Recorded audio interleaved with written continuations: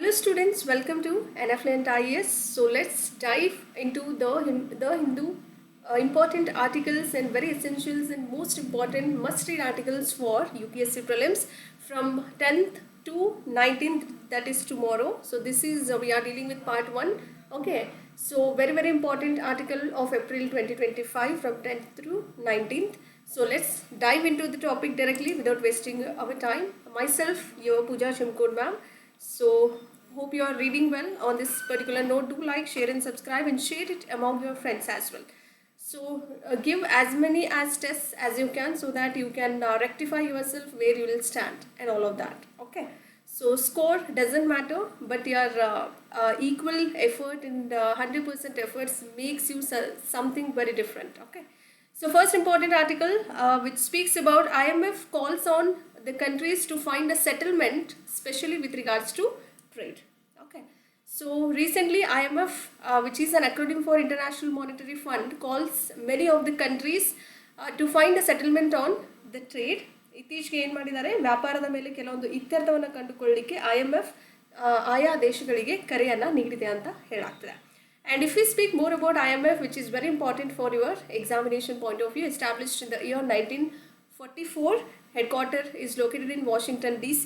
Objective, because IMF operates as a global organization, the objective is to promote global monetary cooperation. It secures financial stability and facilitate certain international trade as well, and promotes high employment and reduce poverty all around the world. This is very important. 1944ರಲ್ಲಿ ಸ್ಥಾಪನೆ ಆಗುತ್ತೆ IMF. Headquarter Washington DC ಯಲ್ಲಿದೆ. Objective, ಉದ್ದೇಶ ನೋಡೋದಾದರೆ ಜಾಗತಿಕ ವಿತ್ತೀಯ ಸಹಕಾರವನ್ನು ಉತ್ತೇಜಿಸಲಿಕ್ಕೆ ಮತ್ತು ಆರ್ಥಿಕ ಸ್ಥಿರತೆಯನ್ನು ಸುರಕ್ಷತೆಗೊಳಿಸಲಿಕ್ಕೆ, ಅಂತಾರಾಷ್ಟ್ರೀಯ ವ್ಯಾಪಾರವನ್ನು ಸುಗಮಗೊಳಿಸಲಿಕ್ಕೆ, ಹೆಚ್ಚಿನ ಉದ್ಯೋಗವನ್ನು ಉತ್ತೇಜನ ಮಾಡಲಿಕ್ಕೆ ಮತ್ತು ಪ್ರಪಂಚದಾದ್ಯಂತ ಬಡತನವನ್ನು ಕಡಿಮೆ ಮಾಡುವಂತಹ ಜಾಗತಿಕ ಸಂಸ್ಥೆಯಾಗಿ IMF ಕಾರ್ಯನಿರ್ವಹಿಸುತ್ತೆ ಅಂತ ಹೇಳ್ಬೋದು. ಮೆಂಬರ್ಸ್, ಸದಸ್ಯ ರಾಷ್ಟ್ರಗಳು ಎಷ್ಟಿದೆ? 190 member countries do have under IMF. And next important article, strongest sign of life, an alien planet. So there is a planet. So what is this strongest sign of life? We will be discussing all together. Alien ಪ್ಲಾನೆಟ್ನಲ್ಲಿ ಜೀವನದ ಒಂದು ಪ್ರಬಲ ಚಿಹ್ನೆಯನ್ನು ಕಾಣಬಹುದು ಅಂತ ಹೇಳಲಾಗ್ತದೆ. And recently why it was in the news, scientist using the James Webb Space Telescope, very important, James Webb Space Telescope have found the strongest signs of possible extraterrestrial life. So where we do have a strongest signs of possible extraterritorial life. Try to remember. So ಇತ್ತೀಚೆಗೆ James web ಬಾಹ್ಯಾಕಾಶ ದೂರದರ್ಶಕವನ್ನು ಬಳಸುವಂತಹ ವಿಜ್ಞಾನಿಗಳು ಭೂಮ್ಯತೀತ ಜೀವಿಗಳ ಸಂಭವನೀಯ ಇನ್ನೂ ಪ್ರಬಲವಾದಂತಹ ಚಿಹ್ನೆಗಳನ್ನು ಕಂಡುಕೊಳ್ತಾ ಇದ್ದಾರೆ ಅಂತ ಹೇಳಬಹುದು. And the planet named as K218b, which is 8.6 times as massive as Earth. So this is very important for your UPSC prelims. So it is very larger and quite massive if we compare it with Earth planet.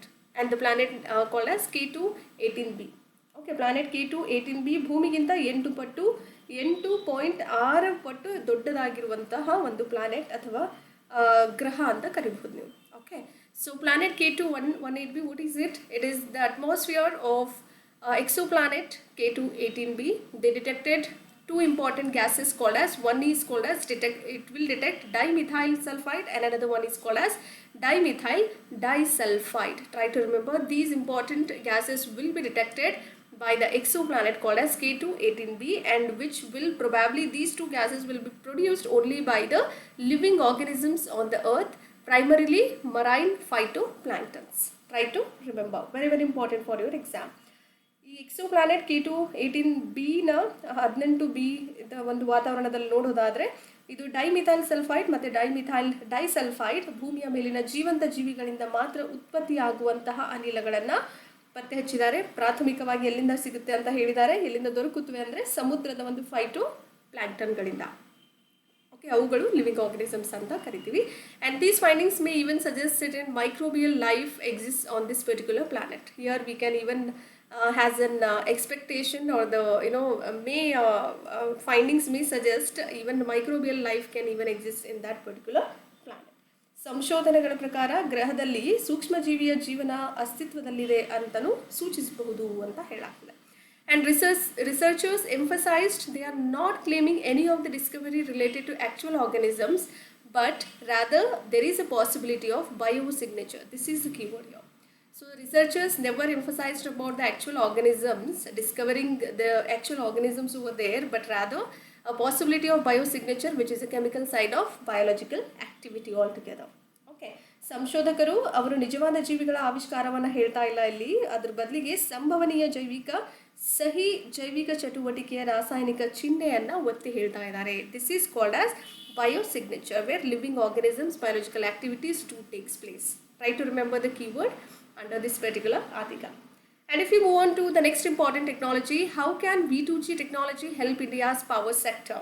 Very important. V2G ತಂತ್ರಜ್ಞಾನವು ಭಾರತದ ವಿದ್ಯುತ್ ಕ್ಷೇತ್ರಕ್ಕೆ ಹೇಗೆ ಸಹಾಯ ಮಾಡುತ್ತೆ ಅಂತ ನೋಡೋಣ. Why it was in the news? Recently, Kerala State Electricity Board and IIT Bombay have launched a pilot project. Pilot is all about trial and experimental project to explore vehicle to grid, which is an acronym for V2G technology, which has been introduced recently in Kerala. That is what it was in the news. ಇತ್ತೀಚೆಗೆ ಕೇರಳ ರಾಜ್ಯದ ವಿದ್ಯುತ್ ಮಂಡಳಿ ಮತ್ತು IIT Bombay ಕೇರಳದಲ್ಲಿ ಏನು ಮಾಡಿದ್ದಾರೆ ಅಂದರೆ vehicle to grid ಅಂತ ಕರಿತೀವಿ. ಸೊ ಈ ತಂತ್ರಜ್ಞಾನವನ್ನು ಅನ್ವೇಷಿಸಲಿಕ್ಕೆ ಪ್ರಾಯೋಗಿಕ ಯೋಜನೆಯನ್ನು ಪ್ರಾರಂಭಿಸಿದೆ. ಅಂದರೆ ಒಂದು ಟ್ರಯಲ್ ಮಾಡುವಂಥದ್ದು, ಎಕ್ಸ್ಪೆರಿಮೆಂಟ್ ಮಾಡಿದ್ದಾರೆ.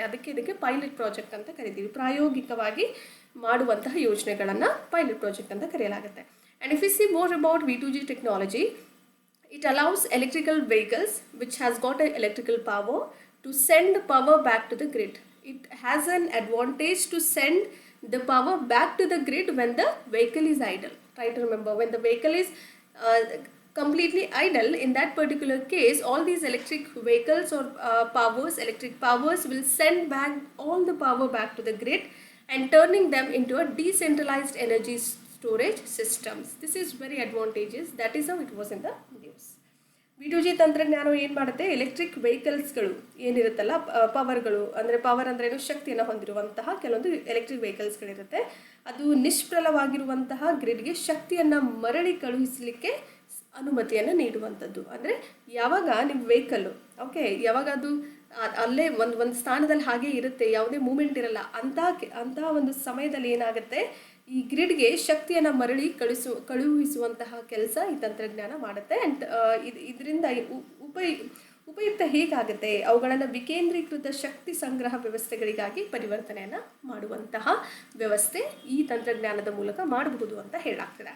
So very important for your exams. Advantages of V2G technologies includes it helps in renewable energy integration, demand response, grid stability, emergency backup power, and vehicle to home, and energy can transfer from vehicle to vehicle also. So all these are important benefits of V2G technologies. And if we see at the global level adoption, it will be widely used. All these technologies are widely being used in UK, United Kingdom, Netherlands and California, which is in USA.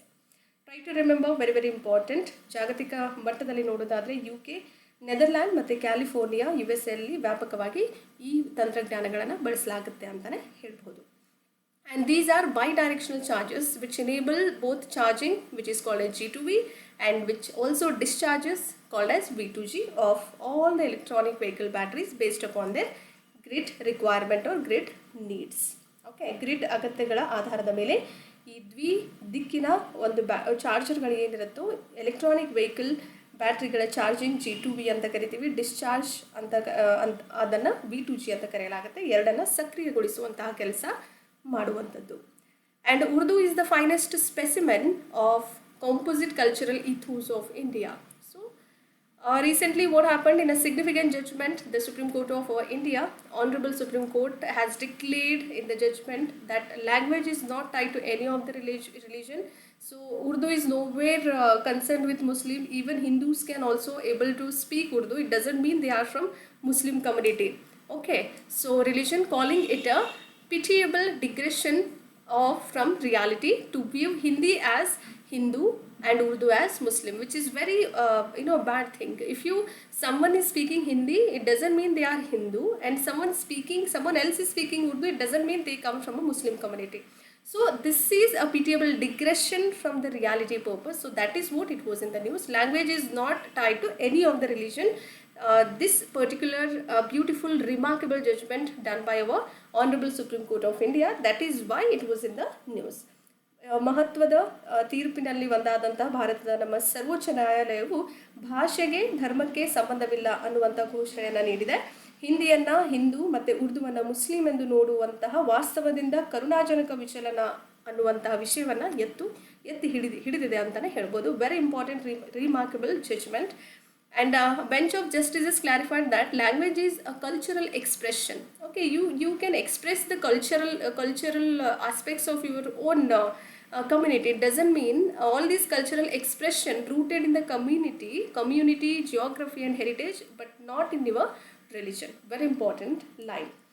ಭಾಷೆಯು ಸಮುದಾಯ, ಭೌಗೋಳಿಕತೆ ಮತ್ತು ಪರಂಪರೆಯಲ್ಲಿ ಬೇರೂರಿರುವ ಸಾಂಸ್ಕೃತಿಕ ಅಭಿವ್ಯಕ್ತಿಯಾಗಿದೆ ಹೊರತು ಧರ್ಮದಲ್ಲಿ ಅಲ್ಲ ಅನ್ನುವಂತಹ ಒಂದು ನ್ಯಾಯಮೂರ್ತಿಗಳ ಪೀಠ ಸ್ಪಷ್ಟಪಡಿಸಿದೆ ಅಂತಲೇ ಹೇಳಬಹುದು. And the court emphasized the Urdu, like Hindi and Marathi also. Urdu is also a Indo-Aryan language, just like Hindi and Marathi. And it has also born and nurtured even in India. All these Urdu, Hindi, Marathi, and it is a vital part of Ganga Jamuni Tehzeeb. Try to remember, it is a part of Ganga Jamuni. Yamuna is called as Jamuna, so Jamuni, Ganga Jamuni Tehzeeb. The composite cultural fabric of northern and central India, where we can get to know all these languages. It is a composite cultural fabric of northern India as well as central part of India. Try to remember, Hindi ಮತ್ತು ಮರಾಠಿ ಅಂತೆ ಉರ್ದು ಕೂಡ Indo Aryan ಭಾಷೆ ಅಂತ ನ್ಯಾಯಾಲಯ ಒತ್ತಿ ಹೇಳಿದೆ. ಭಾರತದಲ್ಲಿ ಹುಟ್ಟಿ ಪೋಷಿಸಿರುವಂತಹ ಭಾಷೆಗಳಲ್ಲಿ ಇದು ಕೂಡ ಒಂದಾಗಿದೆ ಮತ್ತು ಗಂಗಾ ಜಮುನಿ ತೆಹಜೀಬ್ನ ಪ್ರಮುಖ ಭಾಗವಾಗಿ ಕಾಣ್ತೀವಿ. ಆ್ಯಂಡ್ ಉತ್ತರ ಭಾಗ ಮತ್ತು ಮಧ್ಯ ಭಾರತದ ಸಂಯೋಜಿತವಾದಂತಹ ಸಾಂಸ್ಕೃತಿಕ ರಚನೆಯಾಗಿದೆ ಅಂತಲೇ ಹೇಳ್ಬೋದು. And Urdu's script is called as Nastaliq. Try to remember, Nastaliq is the script of Urdu ಲಿಪಿಯನ್ನು ನಾಸ್ತಲಿಕ್ ಅಂತಲೇ ಕರೆಯಲಾಗುತ್ತೆ. And IMD forecasts above normal monsoon this year. So IMD, that is India Meteorological Department, forecasts above normal monsoon this year in India. So it is the recent news.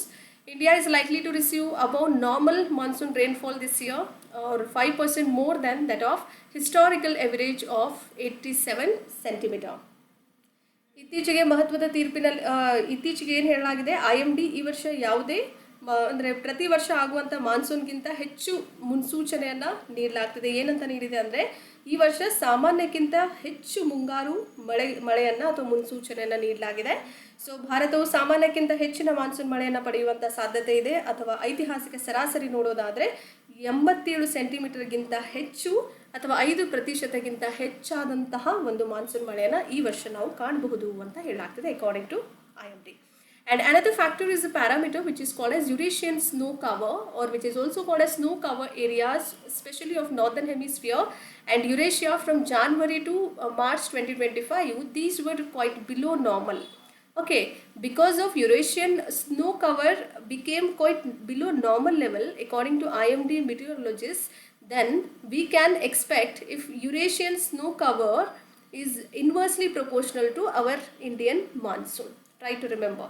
Okay, so if Eurasian snow cover is below, it is reduced, then monsoon will automatically increases. There is an inverse relationship between our monsoon, India's monsoon, and as well as Eurasian snow cover. Try to remember, very important factor and the parameter for UPSC exam.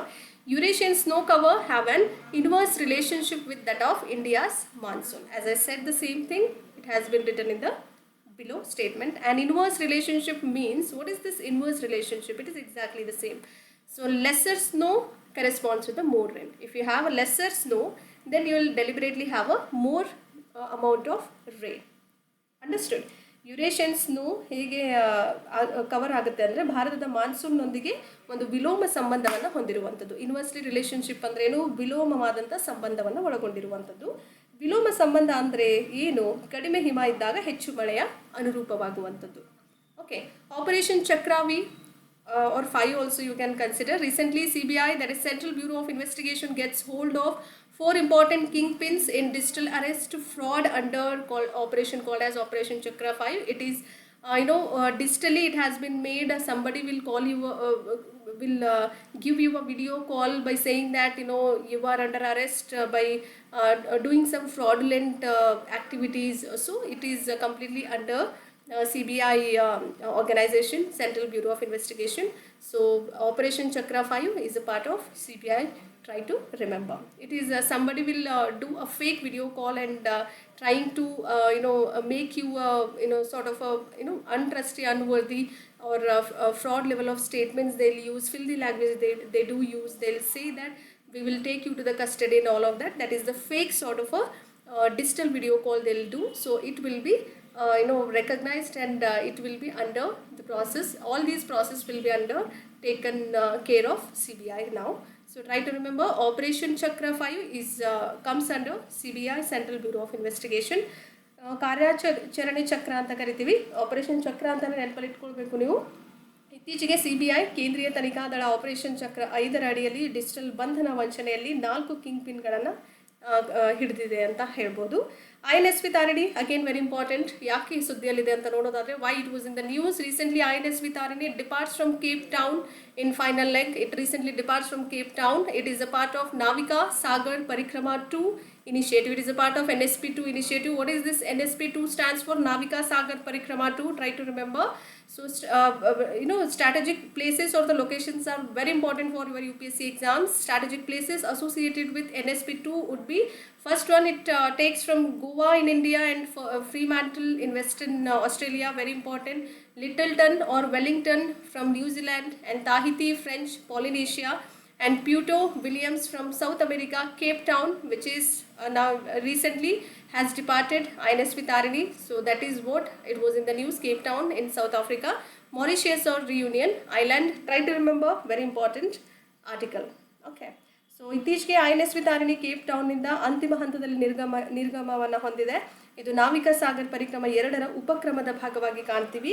So NSP2ಗೆ ಸಂಬಂಧಿಸಿದಂತಹ ಕಾರ್ಯತಂತ್ರದ ಸ್ಥಳಗಳು ನೋಡೋದಾದರೆ, ಗೋವಾ ಭಾರತದಲ್ಲಿರುವಂಥದ್ದು, ಫ್ರಿಮೆಂಟಲ್ ಪಶ್ಚಿಮ Australia ಅಂತ ಕರಿತೀವಿ, ಲಿಟಲ್ಟನ್ ಅಥವಾ Wellington ನ್ಯೂಜಿಲೆಂಡಿಂದ, ಆಮೇಲೆ Tahiti French ಪಾಲಿನೇಷಿಯಾದಿಂದ ಹೋಗುವಂಥದ್ದು, ಪ್ಯೂಟೋ Williams ಅಂತಲೂ ಕರಿಬೋದು, ದಕ್ಷಿಣ ಅಮೆರಿಕಾ, ಕೇಪ್ ಟೌನ್ ದಕ್ಷಿಣ ಆಫ್ರಿಕಾ, ಮಾರಿಷಿಯಸ್ ಆರ್ ಅಥವಾ ರಿಯೂನಿಯನ್ ದ್ವೀಪ ಅಂತಲೂ ಕರೆಯಲಾಗುತ್ತೆ.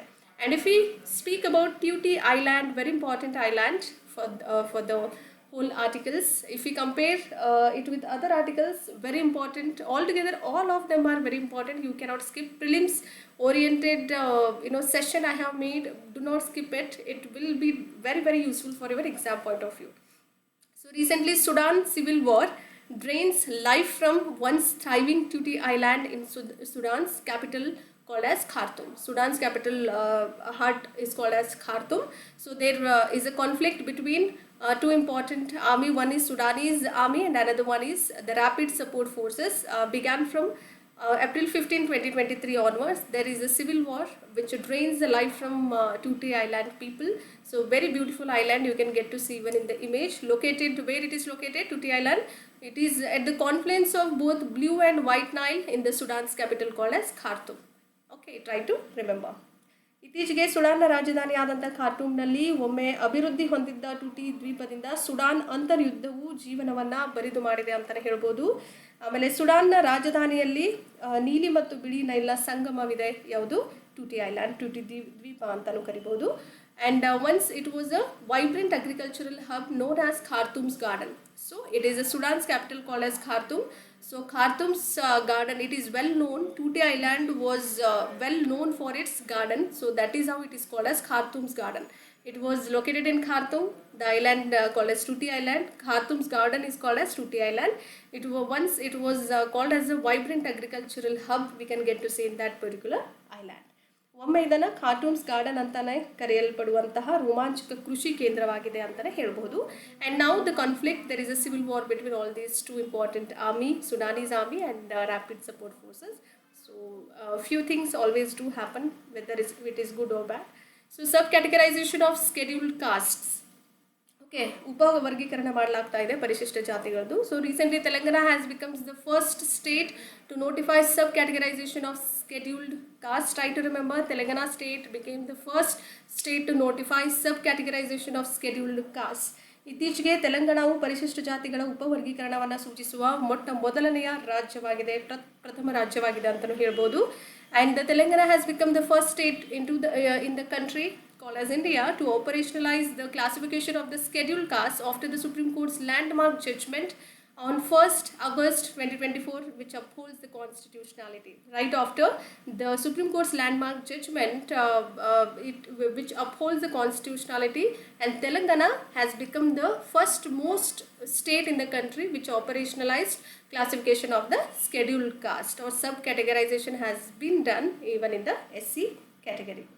ಓಕೆ, ಇತ್ತೀಚೆಗೆ ತೆಲಂಗಾಣವು ಕೂಡ ಏನು ಮಾಡ್ತಾ ಇದೆ, 1 ಆಗಸ್ಟ್ 2024 ಸಂವಿಧಾನಾತ್ಮಕತೆಯನ್ನು ಎತ್ತಿ ಹಿಡಿಯುವಂತಹ ಸುಪ್ರೀಂ ಕೋರ್ಟ್ ಮಹತ್ವದ ನಂತರ ತೆಲಂಗಾಣವು ಪರಿಶಿಷ್ಟ ಜಾತಿಗಳ ವರ್ಗೀಕರಣವನ್ನು ಕಾರ್ಯಗತಗೊಳಿಸಿದ ದೇಶದ ಮೊದಲ ರಾಜ್ಯವಾಗಿ ತೆಲಂಗಾಣವನ್ನು ಕಾಣ್ತೀವಿ. And the Telangana government has notified the implementation of the Telangana schedule cost rationalisation of reservations act 2025. Telangana ಸರ್ಕಾರ ತೆಲಂಗಾಣ ಪರಿಶಿಷ್ಟ ಜಾತಿಗಳ ಮೀಸಲಾತಿಗಳ ತರ್ಕಬದ್ಧಗೊಳಿಸುವಿಕೆ ಕಾಯ್ದೆ 2025 ಅನುಷ್ಠಾನಕ್ಕೆ ಸೂಚನೆಯನ್ನು ನೀಡಿದೆ.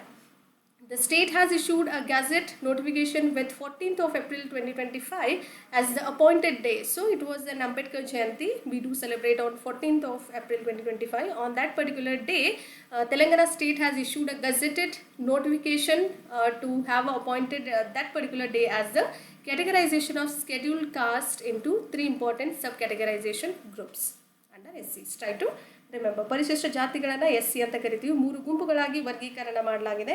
ನಿಗದಿತ ದಿನ ಯಾವ್ದು ಮಾಡಿದ್ರು ಅಂದರೆ 14ನೇ ಏಪ್ರಿಲ್ 2025 ಅಂಬೇಡ್ಕರ್ ಜಯಂತಿ ಇರುವಂತಹ ದಿನ ಅದು. ಸೊ ರಾಜ್ಯವು ಗೆಜೆಟ್ ಅಧಿಸೂಚನೆಯನ್ನು ಹೊರಡಿಸಿದೆ ಅಂತಲೇ ಹೇಳಲಾಗ್ತದೆ. Miniature laser grown on to silicon chip. Recently miniature, it is a laser grown onto silicon chip. This is important keyword here. Could revolutionize computing. For doing any of the computing, whether it is quantum computing, supercomputing, revolutionize it. It helps in computing operations, which is called as silicon chip. What is this silicon? Silicon is a semiconductor where conductivity takes place between the metals. Metals are extreme conductors, and between non-metals. Conductivity takes place between metals and non-metals. Metals are called as extreme conductors and non-metals are called as insulator. Try to remember, it is a semiconductor. And silicon chips have revolutionized global communications and traditionally relying upon electrons for their data transfer. Silicon ಚಿಪ್ಸ್ಗಳು ಜಾಗತಿಕ ಸಂವಹನದಲ್ಲಿ ಕ್ರಾಂತಿಯನ್ನು ಉಂಟು ಮಾಡಿವೆ. ಸಾಂಪ್ರದಾಯಿಕವಾಗಿ data ವರ್ಗಾವಣೆಗಾಗಿ ಎಲೆಕ್ಟ್ರಾನ್ಗಳ ಮೇಲೆ ಅವಲಂಬಿತವಾಗಿರುವಂಥವು. Silicon photonics, this is very important. Silicon photonics is an emerging field now where photons, that is light particles, are used instead of electrons. Photons were used here rather than the electrons being used in silicon chips, but photonics uses photons, which are called as light particles, for offering faster data transmission, higher capacity and lower energy loss. Silicon photonics is very important term. You might expect a question on this. Okay, silicon photonics ಒಂದು ಉದಯೋನ್ಮುಖವಾದಂಥ ಕ್ಷೇತ್ರವಾಗಿದ್ದು ಅಲ್ಲಿ ಫೋಟಾನ್ಗಳು ಅಂದರೆ ಬೆಳಕಿನ ಕಣಗಳು ಎಲೆಕ್ಟ್ರಾನ್ಗಳ ಬದಲಿಗೆ ಬಳಸಲಾಗುವಂಥದ್ದು. ಇದು ವೇಗವಾಗಿ ಡೇಟಾ ಪ್ರಸರಣ ಮಾಡುವಂತಹ ಕೆಲಸ ಮಾಡುತ್ತೆ. ಹೆಚ್ಚಿನ ಸಾಮರ್ಥ್ಯ ಹೊಂದಿರುವಂಥದ್ದು, ಕಡಿಮೆ ಶಕ್ತಿಯ ನಷ್ಟವನ್ನು ನೀಡುವಂತಹ ಒಂದು ಸೆಮಿಕಂಡಕ್ಟರ್ ಅಂತಲೇ ಹೇಳ್ಬೋದು. And a major challenge in silicon photonics, we do have certain major challenge here. It has been integrated now, a light source which is laser directly onto the silicon chip. They have embedded the laser directly onto the silicon chip. So it was a major challenge earlier, but now they have embedded or integrated directly onto the silicon chip. Laser has been embedded.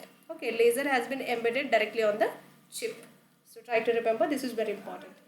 Okay, ಏನು ಹೇಳ್ತಿದ್ದಾರೆ ಅಂದರೆ silicon ಅಂದರೆ semiconductor ಅಂತ ಗೊತ್ತು ನಿಮಗೆ. ಲೋಹಗಳು ಮತ್ತು ಲೋಹವಲ್ಲದ ನಡುವೆ ವಾಹಕತೆ ಹೊಂದಿರುವಂಥದ್ದನ್ನ ಏನಂತ ಕರಿತೀವಿ, ಸೆಮಿಕಂಡಕ್ಟರ್ ಅಂತಲೇ ಕರೆಯಲಾಗುತ್ತೆ. ಸೊ ಇದನ್ನು ಹೇಳಿದ್ದೀನಿ ನಾನು ಈಗಾಗಲೇ.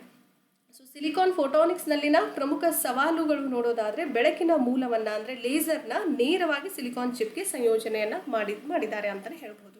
ಸಂಯೋಜಿಸುವುದು ಅಂತಲೇ ಕರೆಯಲಾಗುತ್ತೆ. Traditionally lasers are attached externally which makes chips slower and more expensive.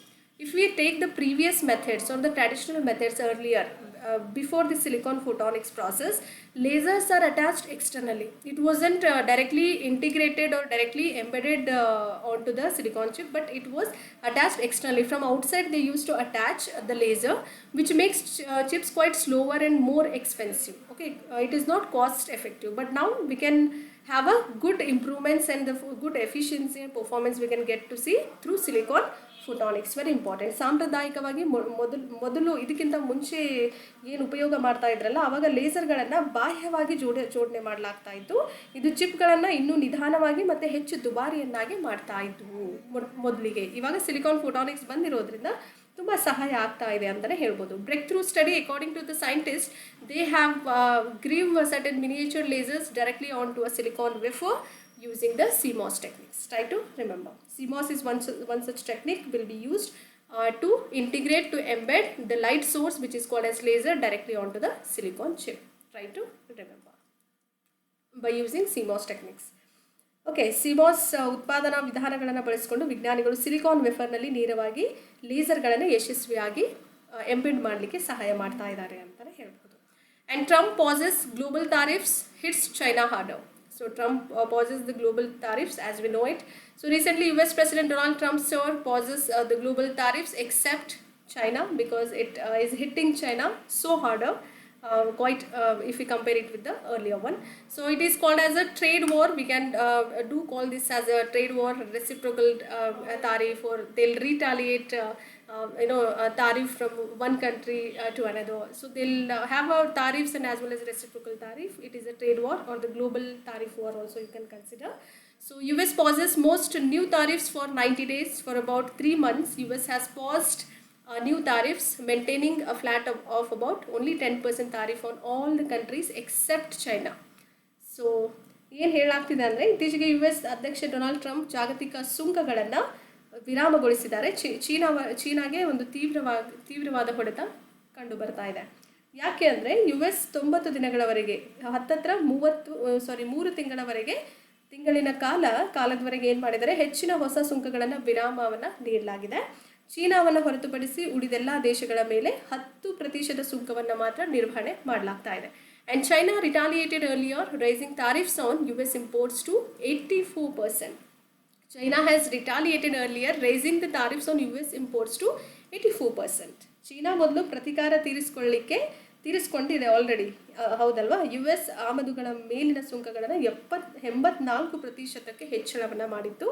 So ಹಾಗಾಗಿ US also hits back, rising tariffs on Chinese goods to 125%. Earlier it was 104%. Try to remember. So ಚೀನಿ ಸರಕುಗಳ ಮೇಲಿನ ಸುಂಕಗಳನ್ನು 125% ಏರಿಕೆನ ಮಾಡಿದ್ದಾರೆ ಯಾರು, US US ಟ್ರಂಪ್ ಸರ್ ಅವರು. So ಮೊದಲಿಗೆ 104% ಇತ್ತು. ಸೊ ಚೀನಾ ದೇಶನೂ ಪ್ರತಿಕಾರ ತಗೊಳ್ಳಿಕ್ಕೆ US ಗೂಡ್ಸ್ ಮೇಲೆ 84%ದಷ್ಟು ಅವರು ಏನಂದರೆ ತಾರೀಫನ್ನು ಹಾಕಿದ್ರು ಅಥವಾ ಸುಂಕವನ್ನು ವಿಧಿಸಿದ್ರು ಅಂತಲೇ ಹೇಳ್ಬೋದು. So it is a kind of a trade war we can do consider between both the countries. Velakali is one such folk related depicting the Pandava and Kaurava war from the Mahabharata. Recently it is an enactment of Velakali depicting the Pandava-Kaurava war from the Mahabharata, performed in front of the Sri Padmanabha Swami temple in Thiruvananthapuram of Kerala as part of the Panguni festival. So try to remember, very very important for your UPSC prelims exam. You can expect a great MCQ from this particular folk dance, or it is a beautiful present will be done during the festival called as Panguni festival in Kerala. Try to remember which depicts the Pandava-Kaurava war from the Mahabharata. ಇತ್ತೀಚೆಗೆ ಕೇರಳದ ತಿರುವನಂತಪುರಂನಲ್ಲಿರುವಂತಹ ಶ್ರೀ ಪದ್ಮನಾಭ ಸ್ವಾಮಿ ದೇವಸ್ಥಾನದ ಮುಂಭಾಗದಲ್ಲಿ ಪಂಗುನಿ ಉತ್ಸವದ ಅಥವಾ ಪಂಗುನಿ ಹಬ್ಬದ ಉತ್ಸವದ ಅಂಗವಾಗಿ ಮಹಾಭಾರತದ ಪಾಂಡವ ಕೌರವ ಯುದ್ಧವನ್ನು ಬಿಂಬಿಸುವಂತಹ ವೇಲಕಳಿಯ ಶಾಸನವನ್ನು ಪ್ರದರ್ಶನೆಯನ್ನು ಮಾಡಲಾಗಿದೆ ಅಂತ ಹೇಳಲಾಗ್ತಿದೆ. That is what it was in the news. Nilgiri tahr, again important, recently Kerala and Tamil Nadu to conduct joint Nilgiri Tahar census. It should be joint census from April 24 to 27, 2025. Date and the month is not at all required, but the Kerala and Tamil Nadu, both the states are conducting a joint Nilgiri Tahar census. So that is what is important. Kerala ಮತ್ತು ತಮಿಳುನಾಡು ನೀಲಗಿರಿ ತಹರ್ ಜನಗಣತಿಯನ್ನು ಎರಡು ರಾಜ್ಯಗಳು ಸೇರಿಕೊಂಡು ಮಾಡ್ತಾ ಇದ್ದಾರೆ ಜನಗಣತಿಯನ್ನು.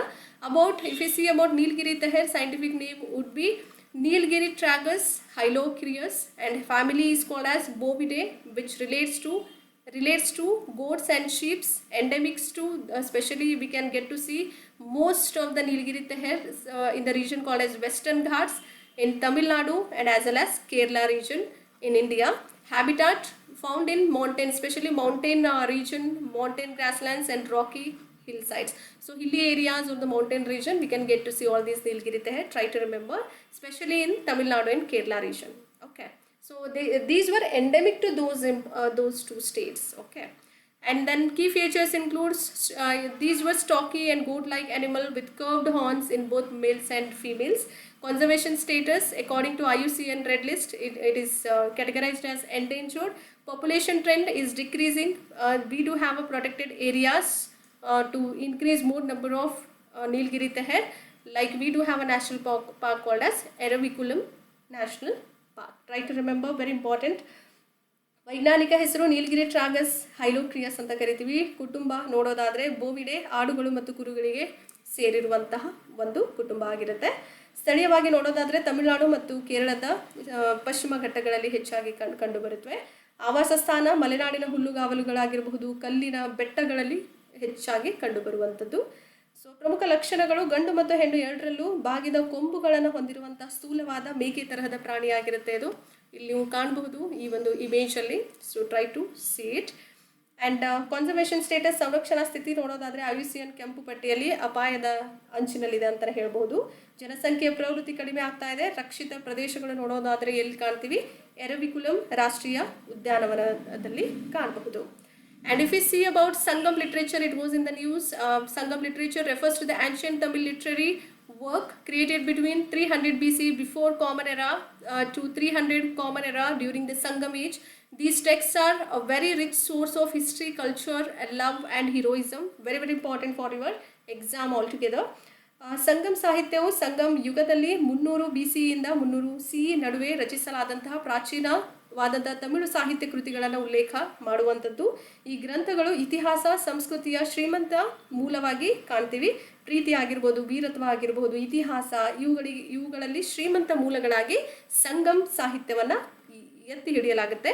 And main categories of Sangam literature, this is what is very important. One is called as Akam, which is inner part, and Puram is called as outer. So you can get to see the picture over here. So Akam, which is a part of inner category called as, which focuses upon love and personal life, and Puram, outer layer, which focuses on war, politics, public life and ethics. Try to remember, very, very important. Okay, ಏನು ಹೇಳಲಾಗ್ತಿದೆ ಅಂದರೆ ಸಂಗಮ್ ಸಾಹಿತ್ಯದ ಮುಖ್ಯ ವರ್ಗಗಳಾಗಿ 2 ವರ್ಗಗಳಾಗಿ ಕಾಣ್ತೀವಿ. ಒಂದು ಅಕಮ್, ಒಳ ಭಾಗದಲ್ಲಿರುವಂಥದ್ದು, ಏನಂತ ಎತ್ತಿ ಹಿಡಿಯುತ್ತೆ, ಅದು ಪ್ರೀತಿ ಮತ್ತು ವೈಯಕ್ತಿಕ ಜೀವನದ ಮೇಲೆ ಕೇಂದ್ರೀಕರಣಗೊಂಡಿರುವಂಥದ್ದು.